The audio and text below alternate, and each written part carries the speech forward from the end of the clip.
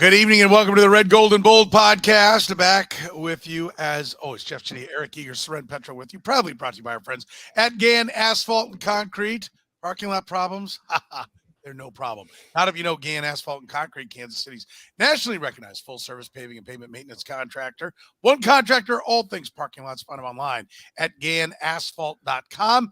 2023 NFL Draft has come and gone. Kansas City put on a great display as a city. How did the Kansas City Chiefs do as far as their draft picks? Well, they turned 10 draft picks into 7. Did they get it right? We're going to give our comps for each one of the players that were taken in this draft. Kind of some guys, you can see an upside, maybe a downside to these players. Best pick, worst pick, trading up, good ideas, bad ideas. We'll try to get to it all. It's coming up right now on the Red, Gold, and Bold podcast.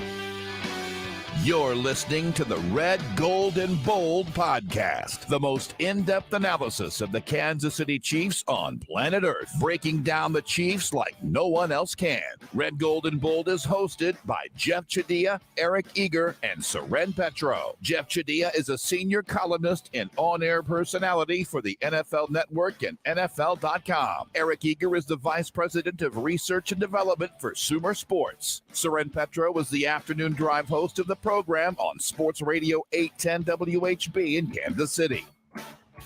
The Red, Gold, and Bold podcast is proudly brought to you by GAN Asphalt and Concrete, Kansas City's nationally recognized full-service paving and pavement maintenance contractor, making parking lot problems disappear since 1994. Free consultations, no commissions, in-house crews, and every project comes with a written warranty. Find them online at GANAsphalt.com or call 816-484-3338. GAN Asphalt and Concrete. One contractor, all things parking lot. GAN Asphalt and Concrete is now hiring for all positions: project manager, dump truck drivers, operators, and crew members. Starting pay up to $30 per hour based on experience, with paid time off and insurance, just to name a few of the benefits. Check out GANAsphalt.com for more info.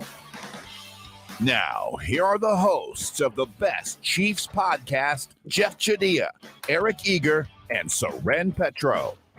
Oh, you gotta love it. Jeff Chadiha is so eager to get at it. He's bouncing in his seat as we speak. The Kansas City Chiefs have made their selections. It's time for us to comp it out and talk about who these players are. What's the floor? What's the ceiling on these players, gentlemen? First of all, good to be with you. Was did everybody enjoy the draft? Jeff, did you enjoy every moment of the draft? I get asked that question a lot, and I always say I survived the draft. It's not. I enjoyed it when my son was down there with me. I took him down there on Friday, but the draft is always a lot more of a big lift for me than who just watch it on TV and enjoy the festivities. So I got through it. Kid had fun. That was good enough for me. That's the main thing. Eric, overall, the view of it, Kansas City putting their best foot forward. What'd you think? How'd it look as a guy from out of town? It was good. Thomas and I did our podcast. It was enjoyable. I once Will McDonald went off the board, like 15 picks ahead of where I thought he'd go. I started predicting that Felix would be the number 1 pick, and it ended up working out there. Interesting trades. Kind of, I get a little worried about him turning 10 picks, 11 picks into 7 picks. Him being Brett Veach. Yeah, but we'll see how it ends up working out for him. Yeah, we will. All right, let's get to it. We want to thank everybody in the chat room, as a lot of folks stopping in. By the way, I love this. Can never keep track of what time it starts. Usually about 8 o'clock on a Tuesday Central Time. If you're catching us via the podcast, we can tell you that you can be a part of the conversation in the chat room, like many people are. It is, by the way, apparently start time after my 7-course meal. Is that a fat joke at me? Right out of the gates by Tommy. Nice to know. I want to see what Tommy looks like in real life, because he makes a lot of cracks at what we look like, and I feel like you met him, didn't you? There's some insecurities there, Petro. I have met Tommy on a number of times at your house, right? Yeah. Yeah. No, Tommy has not been at my house. No. Okay. I don't think Tommy's allowed within 40 feet of Petro's house by law. Yeah, no. No. Tommy actually went to high school with Curtis Siebold. Oh, okay. If you want to know the connections there. There we go. I knew there was some kind of relationship there. Yeah. So it is. Yeah, it's Raytown is in the house every time Tommy Bowe pops in, not just with Curtis's intro, but also with Tommy Bowe. He's a big sports fan. He's a good guy, even though he'll bust some balls, though. Be ready for it. Eric knows that quite well. We'll get you two together for sure. Let's start with the comps. Let's start the first round. I got a little chart. We'll chart it so we can look down the road in the future, see how we ended up doing on these things. Who wants first pick at FelixAnudike-Uzomha of Kansas State? As Eric was flexing about making the pick, he should be the first to assess the pick. So do we want to go and say, do we want to give out our floor, medium, and ceiling right away? I've just got floor and ceiling. Yeah, I've just got floor medium and ceiling would fall too. somewhere in between. If you've got medium, God bless you for doing extra work. You didn't have you didn't decide to grade this as like a trade out, and they only took one pick. I wish they would have, but okay. So my floor for FelixAnudike-Uzomha is Erasmus James. Okay. That former Wisconsin defensive end that was taken by the Vikings in the first round of the 2005 draft, 5 career sacks. My middle for him, which I think is amazing, and I want to keep it, I want you guys to recognize it, is Alex Brown, formerly of Florida Bears, 45.5 career sacks. That's my expectation for him, is an Alex Brown type. And my ceiling for him, size and obviously production-wise, John Abraham, Jets and Falcons, 133.5 career sacks. 100. The ceiling, Petro. We're talking about the ceiling. Okay. All right. Just making sure. By the way, Jeff, is this another time? I shot a text doing floor and ceiling, right, guys? Yeah. And Jeff said, got it wrong twice. And Eric goes, yeah, me too. Okay. And we've got the middle. Now, just so everyone thinks that Jeff and I didn't mail it in, there was no talk of a middle. Okay, fine. Extra credit for you, Eric. Extra credit. I want to be clear. Just when you hear Jeff and I don't have a middle, I'm hoping Jeff doesn't have a middle either, because I just went floor and ceiling. All right, Jeff, you want second crack? I do. And Tommy just explained it. I actually know Tommy. I've met Tommy before. So okay. You guys have all had the privilege. More of a personal relationship. I kept it to Chiefs only, so we're doing a Chiefs-centric podcast. I wanted to make it easier to follow. I went with the floor being Frank Clark, just because similar body type. I think he could be an up and down type player at his worst.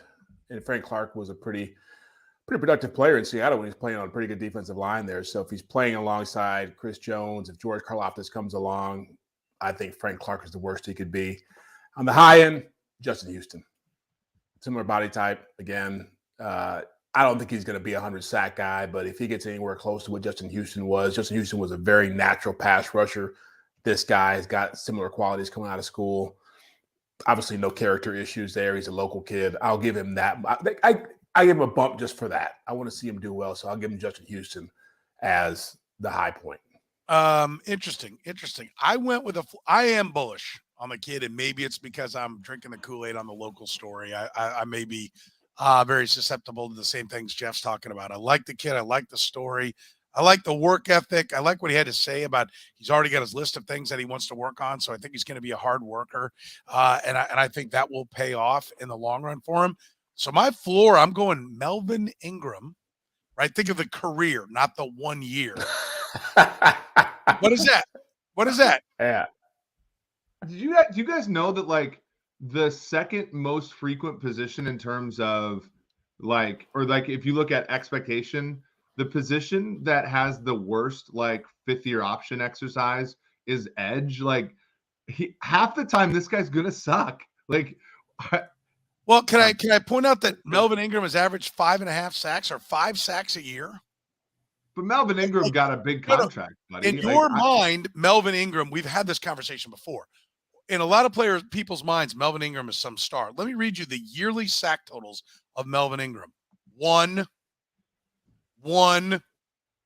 4, 10.5, 8, 10.5, 7, 7, 0, 2, 6.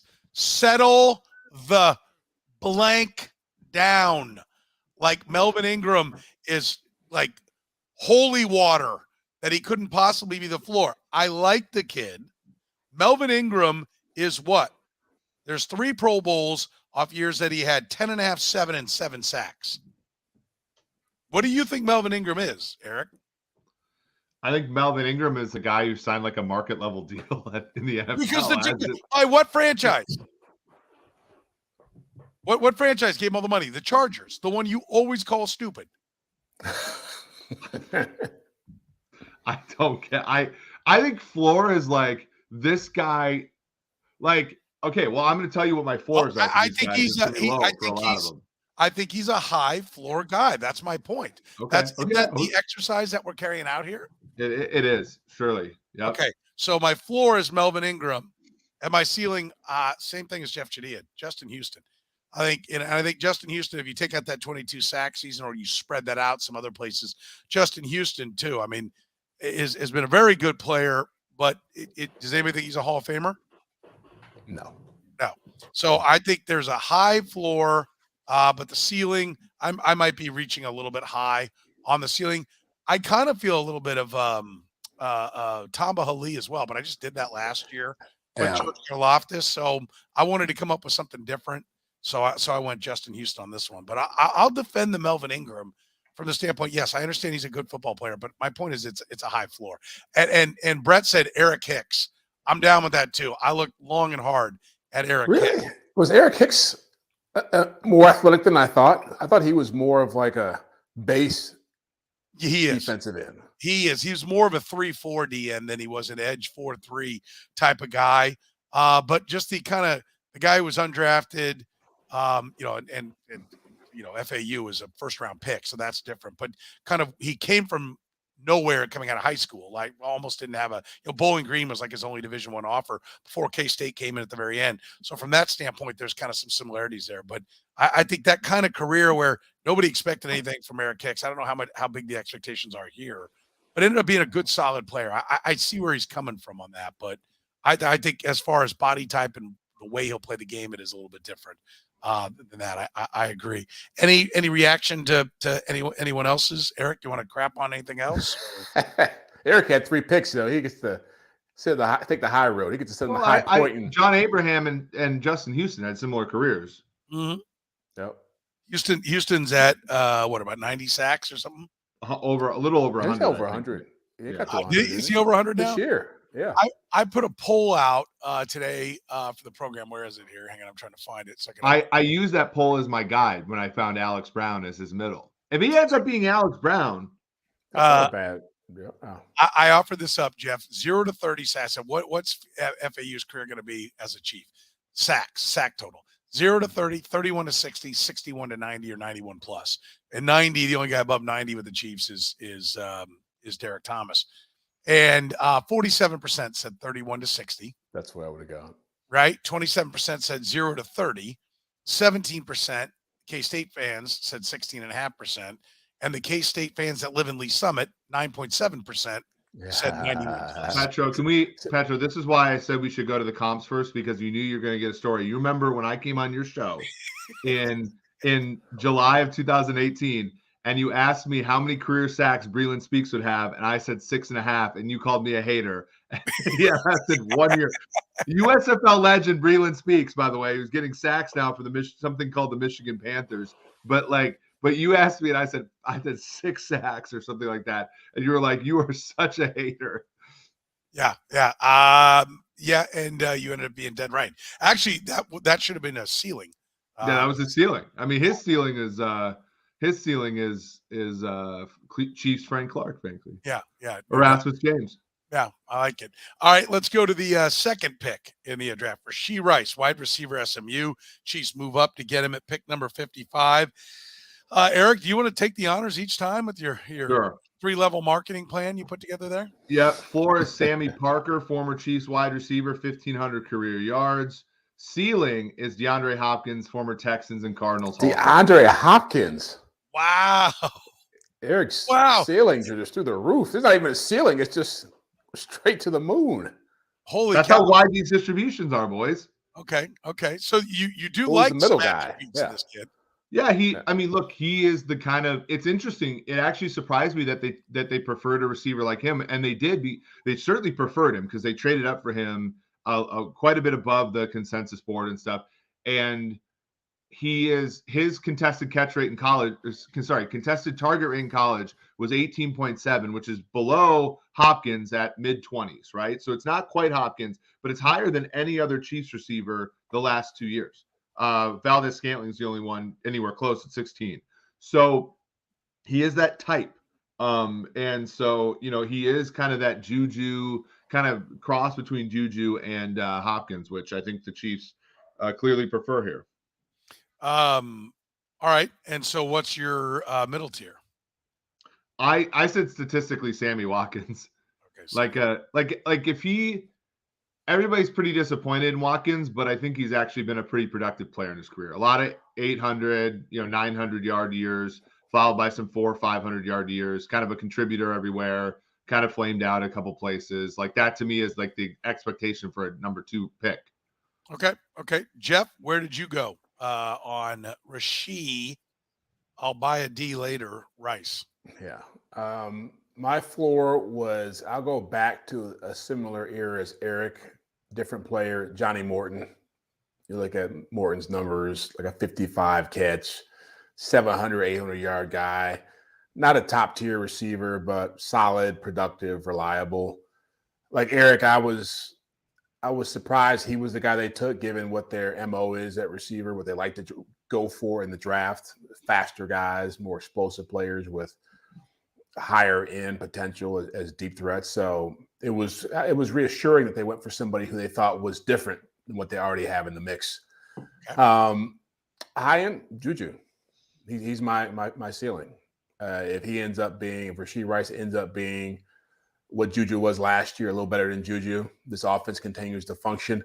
Like every young receiver who comes in this offense in the first year, I always have the caveat: don't have high expectations. It takes a while to get comfortable with this system.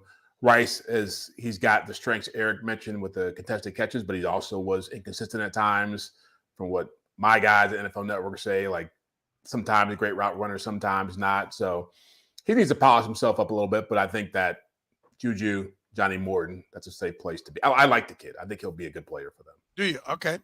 I hope you're right, because I see this one as a lot more bust potential. Generally speaking, when teams, I heard a stat, Jason Anderson on 810 today, our midday host had a great stat about like they do this composite. In fact, I think it's one of your old coworkers, Eric, does the composite big board, like takes all the big boards and figures it out. And that teams that trade up, that go up and quote unquote reach, are considered reaches. The player usually does end up disappointing. And the guys who slide end up being about as good as where they ended up being drafted. They don't. Yeah, there's a wisdom of the crowds argument there. This Timo Risky from PFF, basically a team that if a guy falls, there are a number of different teams that choose to let him go, and so the wisdom of the crowds is gaining. For a guy as Petro says, for a reach, it just takes one, right? And that's not a representative market. So generally speaking, there's an asymmetrical outcome. If you reach for a player, they generally do underperform. If a player falls, there's generally because of information we don't have access to or we're not allowed to talk about, which is off the field stuff, injury stuff. Almost all information we don't have access to is negative for a player. So that's generally how it ends up working. We also throw in that Brett Veach was not the general manager, but he was part of the scouting department that traded up for Chris Conley. Traded up he was the guy who traded up for McCole Hardman, right? Correct. Above DK Metcalf. Yeah, that was on his watch. He was the general manager, or was he part of the staff that signed Sammy Watkins for $16 million a year? That was in 18. So yeah. Okay. So listen, just because they decide they like him, history does not say that they end up being super productive. So my floor is Jonathan Baldwin. That he's an absolute bust. I heard some rumblings from some folks around college football that, his offensive coordinator was on today on our radio station. And first of all, he was a great guest, and he had nothing but great things to say about him, but who doesn't? He was also recruiting. He also said, hey, if you want to come down and lead the nation in receiving. Come on down here to SMU. And, I mean, he was a fantastic guest and he was great, but I'm not convinced. This was not a guy that you were hearing all over the place. And so the Chiefs seem to love him. And also the bit about everyone loves the fact that he threw with Patrick Mahomes. Okay, great. So Patrick Mahomes, like that is that a positive? Well, I don't know. You don't want that. I don't know. Patrick Mahomes, the scout. I don't Yeah. know. Is Randall Cobb a superstar? Because Aaron Rodgers keeps wanting him around. Like, Yeah. I'm not so Jonathan Baldwin is my floor. My ceiling is Dwayne Bowe. That there'll be one or two big seasons, and he'll be on the roster, and he'll have some productivity. But overall, you'll end up leaving saying, yeah, fine with the pick, but you're not going to. He's not going into the Ring of Honor. I'll put it that way. DeAndre Hopkins. I can't see that. That's off the charts. Yeah, that's one of the best picks in the history of football. If he's DeAndre Hopkins. Yeah, I will. I mean, great receivers will go in the second round, and later Isaac Bruce was a second rounder. Yeah. I mean, actually, second and third round wide receivers have a bigger hit rate since the 2011 CBA than first rounders. And I also think, like, who's his quarterback? Like, the big thing with wide receivers in this offense is the guy in, like, no, and your point's taken, Petro. Valdez-Scantling underperformed. Watkins underperformed. Hardman kind of performed to draft position, right? Demarcus Robinson underperformed. Sky Moore wasn't anything special as a receiver. I mean, Sky Moore will be okay, but yeah, when you look at, like, they haven't gotten. I mean, the aggregate is really. I mean, Tyreek Hill has been the unicorn for this team, and Kelsey. But beyond that, it's just like guys playing roles. Yeah, no doubt.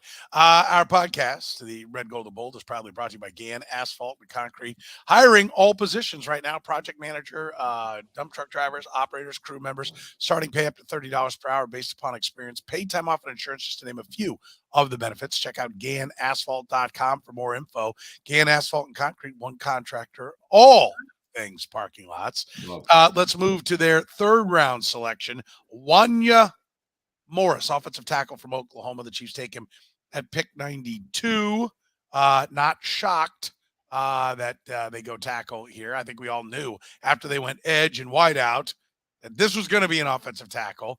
I actually thought the kid from BYU might be the pick, but I talked a lot about Wanya Morris because of the arm length. They love him some arm length. He had the fourth longest arms. Eric, floor, middle, ceiling for you. What do you got? Floor for me, Cam Irving. Kind of a guy who's just there, and because he's big, because he's big and all this kind of stuff. Athletic, that automatically makes him good. Not always the case. Yeah, he's just gonna be there though. He's gonna be that. Remember how much of a hype guy he was for the Super Bowl? He's over there, running onto the field goal team and getting 3 snaps a game on PAT and stuff. And he's the hype guy. Yeah, the guy was on the roster for a number of years because he was this big thing that was awful. Dude. Jeff, if you go back and watch the Super Bowl right? and you watch somebody score, first guy to come up with the jumping chest bump is Cam Irving from the. He had like this one dance with Mahomes where he had the arm thing and they're like, dude, you suck so bad. Get your helmet on and go make sure the PAT isn't blocked. So the floor is for the KC Wolf role. Yeah. I mean, third round pick, like his floor being a bad first round pick is fine. I like that. The floor is walk-on towel waiver. The guy who goes 3 when exactly. guy. That's what I was for most of my high school basketball career. Anyway, and the ceiling. Now this is middle. A 6. Middle was Barry Richardson. Okay. You remember him? Big thing that he started some games at right tackle for the Chiefs, but wasn't all that great. Okay. And then ceiling is John Alt, 6'8" starter. Oh, come on. Oh, my Lord. Eric is just consistent, nothing else. Are you just picking like the best and worst guys ever to play positions? Is that your plan? No, John Alt was tall, athletic thing, right? Like 6'8". This kid's 6'4" and 7/8. I know he's. I mean, that's not short, but he's. Okay. The best right tackle in the history of the Kansas City Chiefs was a third-round pick of the Browns. Mitchell Schwartz. It can happen. It can, but I'm just like. What percentile are we putting on ceiling and floor here? Well, I don't know. I mean, it's your list. You can make it. I'm Make putting it like however you 90th percentile. Like, so 90% of outcomes are worse than this guy. Well, it just seems to me that you go from like barely on the roster to Hall of Famer on it. Like, there's no. That's how wide these things are, Petro. Okay. All right, Jeff. Your view. Eric properly specifies the distribution of draft picks, Okay. and Petro loses his mind. Well, I mean, I just like. Don't you agree? For one, post Tommy saying something nice about me for one, and the other one, post Royal Chief 81. Royal Chief 81's correct. No. Yes. That's what a ceiling is. Yeah. Listen, yes, but most of the time, Jeff, don't we, in terms of the NFL, we talk about guys are high floor, but not so much ceiling, like boomer bust, like everybody's boomer bust in the That's right. Cards. Okay. That's fine. He keeps it. I remember his last pick in the draft, his first pick in the draft last week was Chris Jones being traded to the Bears. Yeah, he's coming out. And by the way, when it got to pick 7 and Tyree Wilson hadn't gone yet, he was sitting there rooting his ass off for Wilson to still be there at 9 so he would look good. He was doing that. Trust me. Me and Bo Richter and Curtis were talking about that. And people were tweeting at me, "Oh, the Tyree Wilson dream is alive." So yes, I know that was going on. You're welcome, everybody. What do you got for Wanya Morris? Floor, Lucas Niang. We're sitting here 3 years from now talking about how he's not doing anything, how he's probably hurt. Soren's ripping the guy. Darian Kennard's the floor. He's the offensive version of Derek Nottie. Okay. And the ceiling, Victor Riley. Let me go back in time to not as far back as John Tate, but was Victor Riley before John Tate? No, he was after John Tate, right? No, he was before. Before, okay. Victor Riley. I think he was. Yeah, I'm pretty sure he's before. Or yes. Yeah. Okay. Not great. Okay. Right. Did the job. You could upgrade, but you didn't have to panic like we got to replace this guy. My floor is Donald Stevenson. I think the floor is low. About him. Yeah. Right. 3rd round pick out of Oklahoma. KC guy. Didn't really do anything for the Chiefs at all. So I went Donald Stevenson on the floor. Ceiling, a guy that we voted one year during the midst of one of the worst years in Chiefs, myself, Pete Enoch, and Theodis Brown were doing the pre and post show, or at least the post game show on an old radio station I worked for. And we, once the season went to crap, voted this guy MVP of the game MVP, like 12 straight weeks. And that was Victor Riley. Great minds think alike. Okay, there we go. This guy, look, Victor Riley was a talented, athletic guy, but also liked to sandwich more than the average guy. And I'm not saying that Wanya Morris has, a weight problem. I don't see that, but he was a 5-star recruit. He was the top recruit in the Tennessee recruiting class. Ended up leaving when you could start getting paid to leave. So I don't mind that somebody left. USC was after him. Everyone was at him. Went to Oklahoma. Bumped over to the right side, but because an NFL first-round draft pick, Anthony Harrison, was playing the left side. So I am optimistic that he can start in the league, certainly start at right tackle. I think he should start at right tackle. And I would lean more towards the Victor Riley, but I don't see where his path and his production in college says Mitchell Schwartz is coming either, right? Like I think, you got him, you're fine with him, but you're also willing to upgrade if you get a chance. Schwartz is also not that athletic, right? Schwartz was mostly a technician, right? He had a really bad athleticism score. Like that's not who this guy is either, though, right? It's not a true comp in that way. Wanya Morris is. Are you talking about from the combine? Yeah, Mitchell Schwartz was like a -2 standard deviation athlete. I'd have to go back and look. He did broad jump pretty well. Burt was at 28.5 inches. Okay. He didn't do a bunch of things to come on. I'd have to look at what his pro day. Schwartz is incredibly intelligent and like one of the best, a very good technician, right? Like that was who he was. And, I'm surprised you didn't, have Anthony Munoz or something for the. Oh, really? Yeah. I thought that might be the Jonathan Ogden. Okay. Well, you're going to like these ceilings and floors here. Am I really? Am I going to enjoy it that much? Okay, let's go to pick number 4. Chamari Connor went 119. They trade up to get him defensive back, safety, corner, Virginia Tech, nickel corner, people are saying. Give me the floor, Eric. Give me the floor. So the floor is Leon McQuay, a former Chiefs draft pick who barely saw the light of day. I remember he started Patrick Mahomes' first start. I remember that guy. Denver. Yeah. USC? Was he a USC guy? Yeah, USC. But kind of a safety corner hybrid guy like this guy, right? Not very good, never really saw the light of day. Ceiling to me is Landon Collins, kind of a middle of the pack starting safety in the NFL, starting safety linebacker slot hybrid guy. That's his ceiling, Petro. We're not talking about Troy Polamalu, Rod Woodson. We're not talking about that kind of inside player. That really disappoints me because that's boring. I know. I put median. Now, this is going to ruffle some feathers. Median is like Juan Thornhill. Okay. I think Juan played a little bit down to his draft, like not up to completely to his draft position, but was solid, right? Like a guy that you didn't want to give a second contract to, even after the Browns came in and kind of were like, gave him lower than I think where the Chiefs had him valued, but not terrible, not awful. Okay. All right. Jeff, what do you see in here? I actually had the floor, and I didn't know this guy. It shocked me when I read this. He's playing professional baseball. Sanders Cummings. Oh, yeah. Georgia. Yeah. Sanders Cummings. I don't remember how he spelled it. It was an O or a U, but more of a professional baseball career than professional football career, right? Yeah. Didn't stick around long.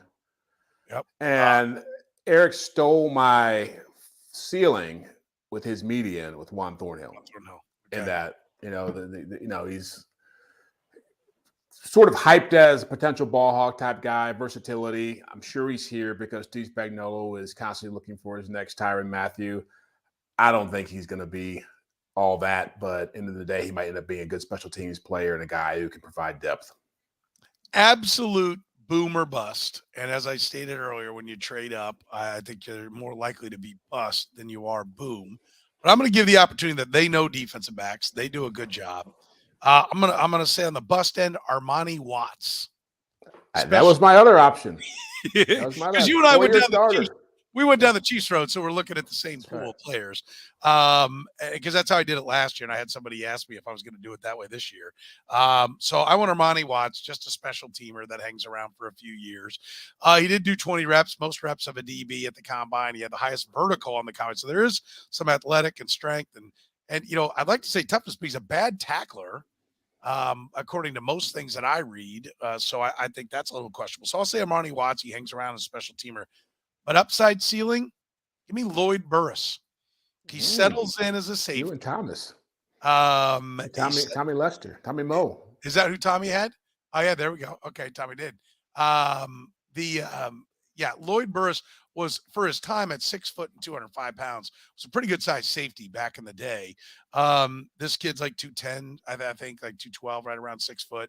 And so I could see him settling in. I think we can see what they want him to do. That kind of high, like to me, my fear is he ends up being like the dime linebacker, right? Like he's John McGraw. If I did a median, I'd probably give you like John McGraw or Dan Sorensen. Right. And then Sorensen might even be high because Sorensen played a lot. And I think this kid may not be able to, he's got to get through, how about I'll give you another one? The Clemson linebacker. Yeah. Well, no, that guy was a bust. He didn't get a second contract with any team. That was a bust. It was a bust, but he was a third-round pick that you're kind of like, really? The guy that you're thinking of is Dayon Buchanan of Arizona, who is like kind of like, oh, we're going to put him at middle linebacker, and it's this new woke thing, and he gets railroaded by every guard that's ever existed. Yeah. To me, I think, but I think I'll give them the opportunity to be right because they've been so good at finding defensive backs later on. Lloyd Burris, by the way, was a third-round draft pick, so I like that comp there.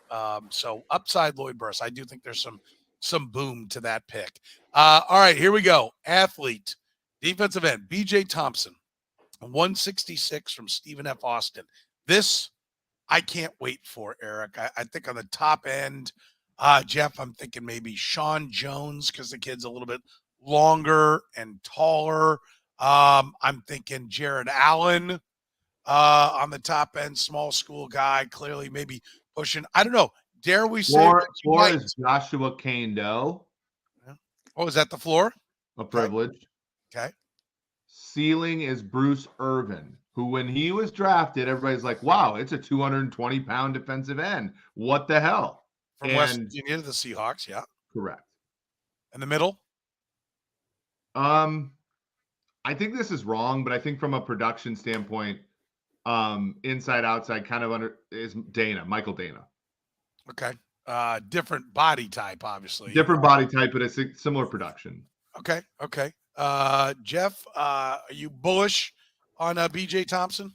Not so much. I have as my as my floor Tano Passanio, and I have as my ceiling Tano Passanio. so Tano weighs like 70 pounds more than this guy, though. What's that? Tano was like 70 pounds more than this guy, though. Is kind of was he? I thought he was a little bit. Tano was listed as like 289. That dude's was it? Like, okay. I was going. There's hardly there's no other player that I can remember in the Chiefs' history who was 6'6" pass rusher who was this light. From a FCS or worse, right? Yeah. I don't think he was quite that capacity. I thought he was like 270. Yeah, I think he was like, I thought he was in the 260s coming out of Vanderbilt or coming out of Villanova, but quickly bulked up, and you got the Nick Lammers, by the way, says Tano is still cashing checks from the Saints. Look, if you get latched onto the Saints, they're going to pay you forever. That team, once they get you on the books, you're like Bobby Bonilla. Well, that's kind of my point, right? I think he could be a guy that he does nothing for 3 years and he shows some promise and somebody else gets excited about the potential. And Pro Football Reference has Tano Passanio as 289 pounds. Yeah. No, that's he got bigger. He got bigger then. He wasn't that when he came here. Yeah, he wasn't that. Remember, they were playing him at linebacker his rookie year. I mean, he covered CJ Spiller out of the backfield. My God, this guy's a freak. He's a new age. Stop. 13 career sacks. Yeah, I remember hearing all that. Listen, sign me up. I don't know. Maybe I need to turn in my man card or something, but my floor is Josh Kane-Doe. Came in the same way Eric Eager did. That makes me a little bit nervous. I think this guy, he may never see the field. Literally may never see the field. Yeah. Athlete, but left Baylor for the smaller school. It's not a knock. You want to play more. He got sideways with the coaches. I think there was an issue too that had him leaving Baylor. Was all said and done. But this is where I went ceiling Eric Hicks. I don't think there's any stardom here, but do they build him into being a solid player? I think the Passanio is not bad. A guy who he plays off his natural athleticism, never really gets the technique or the defense or whatever, and he just athletes his way onto the field as a serviceable guy for a few years. But I don't see, maybe I'm missing something here, but I'm sure I guarantee you the name that was said in the draft room, Justin Tuck. No. That's the name. That's nowhere near that. That's the body type. And coming kind of from a smaller school, I guarantee you that name was mentioned. Justin Tuck, Tyree Wilson is Justin Tuck.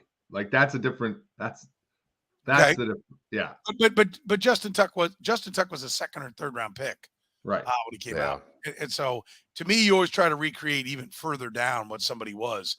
Nobody takes the guy that was a really good third round pick and says, yeah, the guy we're going to take here at number 3 is that third round guy. The Lions did at 12 by taking the Alvin Kamara clone at running back.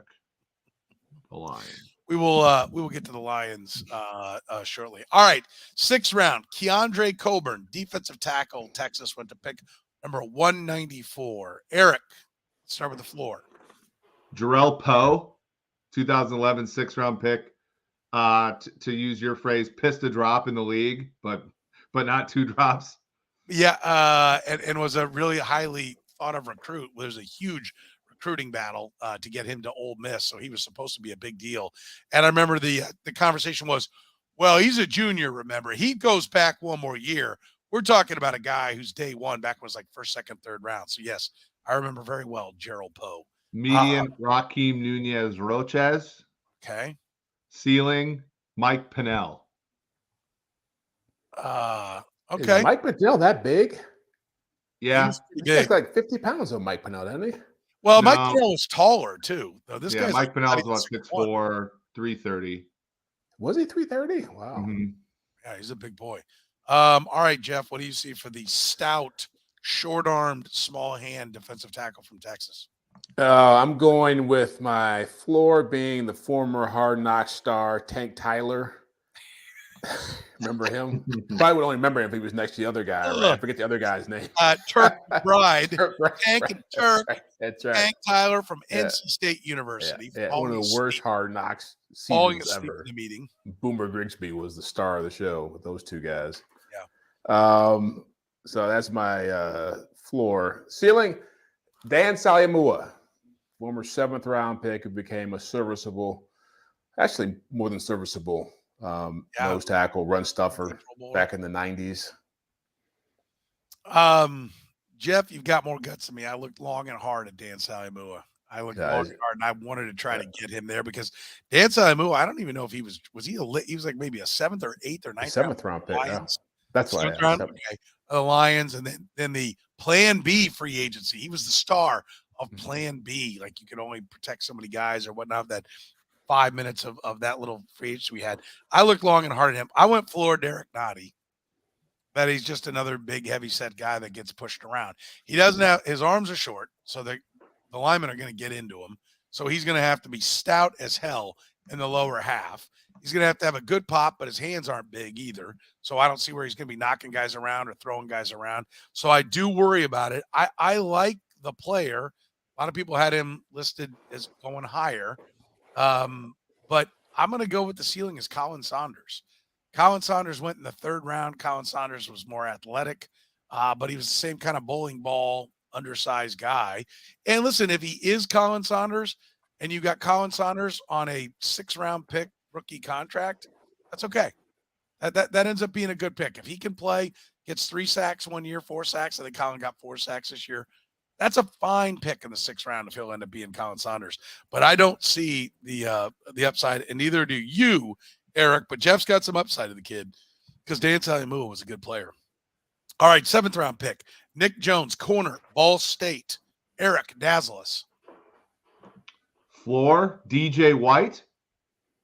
Okay. 6th round pick, got an interception in the Ryan Fitzpatrick game that was 6 interceptions deep for Kansas City in 2016, but ultimately flamed out. Median, Kenneth Acker, a cornerback that actually got starts for the Chiefs, but was not very good. And ceiling, Steven Nelson, a cornerback who got starts for the Chiefs, was okay, but not great. Can I point out that Eric started with no Chiefs in his comps and then has like switched to all Chiefs? Loaded up. Not true. No. I had Sammy Parker and Sammy Watkins in the 2nd round. That's true. Yeah. 2nd round pick. Okay. Alex Brown, John Abraham. Yeah, the 1st round guys, they didn't have one, but the Chiefs are picking a defensive end because they need one. That's fine. It's no hate, my friend. Jeff, what do you got? For my floor, I just want to get this guy's name into the conversation because I thought he was going to be a star when he started playing, and then he quickly fizzled out. Marcus Cooper. Yes. 4 interception season. I think it was 2000. When he picked off, he had like 4 picks, and then Peyton Manning picked him apart, and his career went downhill from there. He had a pick 6. Like they traded for him late in camp, and he had a pick 6, like a 90-yard pick 6 that really came through. And we thought, oh man, diamond in the rough. He's John Dorsey. And then Eric Decker had 4 touchdowns against him at Arrowhead, and that was the end of it. That's about right. But they gave up like a 7th rounder for him, and then I think they got a 6th. He got a touchdown on Darius Raynaud, like fumbled the punt, and he landed on it. And then he got a pick in that same game. And then I think he forced a fumble in the Buffalo game that Tom Bahali ran back. And we were like, oh, Marcus Cooper is him. And all of a sudden, like, let's because we got some time. Let's go over Marcus Cooper, how well quarterbacks threw into his coverage in 2013. 48 completions for 861 yards. Mind, he played like 2/3 of the year, 5 touchdowns. He did have 12 pass breakups, but 861 yards in half a season given up. Yeah. Okay. Well, A 3-week stretch, 128, 146, and 180 against Denver. I believe he said floor. You know, I don't. But I get it, but I'm just laughing. Yeah. So, and actually, Brett and Tommy had the same debate I had: William Barty or Eric Warfield, and Eric Warfield won out because he was a 7th round pick, and William Barty was a 2nd round pick. Okay. So Eric Warfield, don't think he's going to get there, but he's the closest I could come to a guy who was drafted that low who actually had a decent career. Yeah, and Brett did. He had the William Barty. I went a floor, a man by the name of Tharkarius. You know him better as Bo Pete Keys, a guy that they traded a next year's 6th to get back into a draft and take in the 7th round, and literally did not be a drop. But he is still bouncing around. He was on the Bears, I think, last year, like maybe covering a kick or something. I saw him pop up. So he is still kind of kicking around. Who is your upside again? Eric Warfield? Yep. Okay. I forgot to put that in there. My upside is that Eric Warfield, 7th round pick. And Eric Warfield, had he played on a better team and was your nickel, you'd have been like, what a great pick.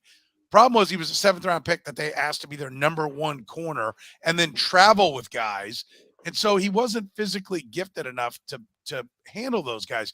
But if they had drafted better and not asked him to do more, and like I said, back in the day, especially the old nickel where the nickel covered the 3rd best receiver, you'd have been like, look at our D backfield, man. We are loaded. Eric Warfield, like he was a serviceable starting corner that they got in the 7th round. He was actually a pretty damn good pick, but his name got kind of kicked around. I didn't think that was fair. He was also a stand-up guy in the locker room and would actually talk after games.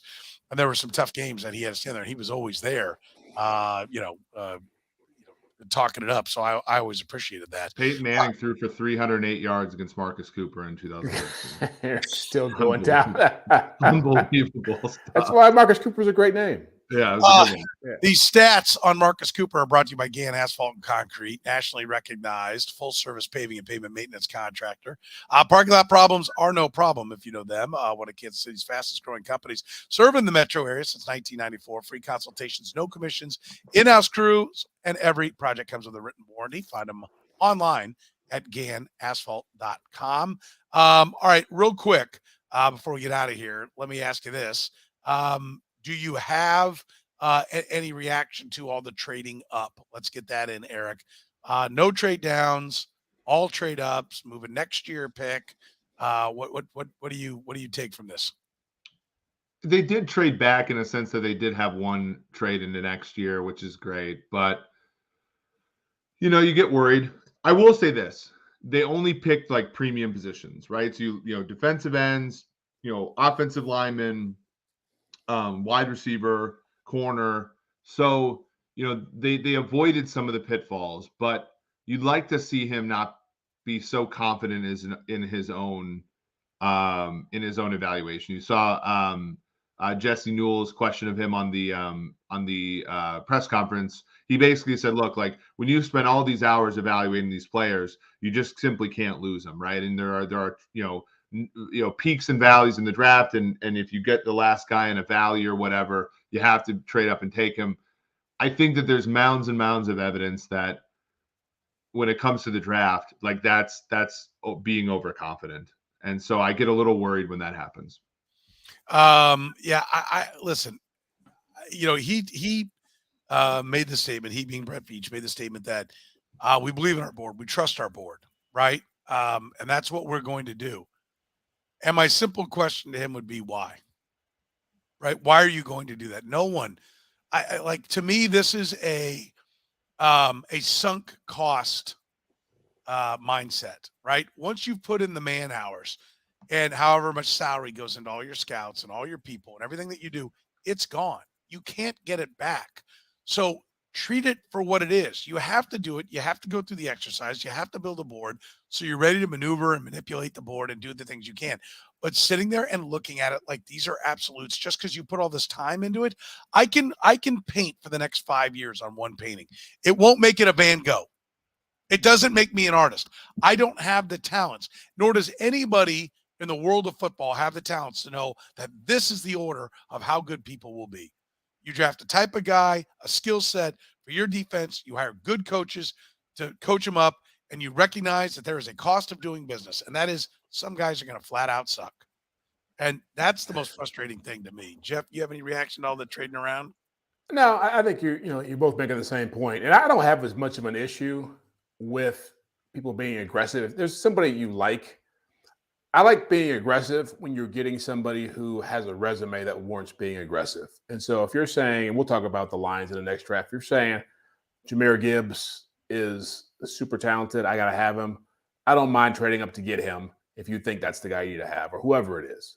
But I do think, and we'll talk about Howie Roseman from the Eagles as well. I do think that when you're a former scout, and I've seen this before with a lot of guys who come through the scouting ranks to become GMs, you're always more prone to fall in love with what you see and what you think somebody can be as to seeing it more objectively and saying, what's best for me overall? How can I continue to have as many bites at the apple, as many darts throws at the dartboard to make my team good?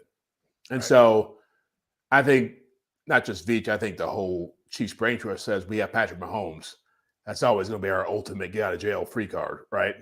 Right. But at some point, yeah, you have to keep building your roster to keep winning championships. You can't get fewer draft picks because you're getting worse draft picks every year, right?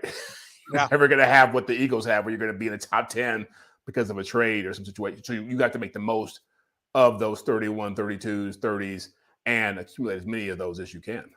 Yeah, I think for sure. And I think to this point, and Russ agrees with you, Nick said, I'd be more upset with trading up if this team, as I think had filled or was filled with holes. I'm not sure what he's getting at, but reality is only 4 or 5 of these guys are making the 53.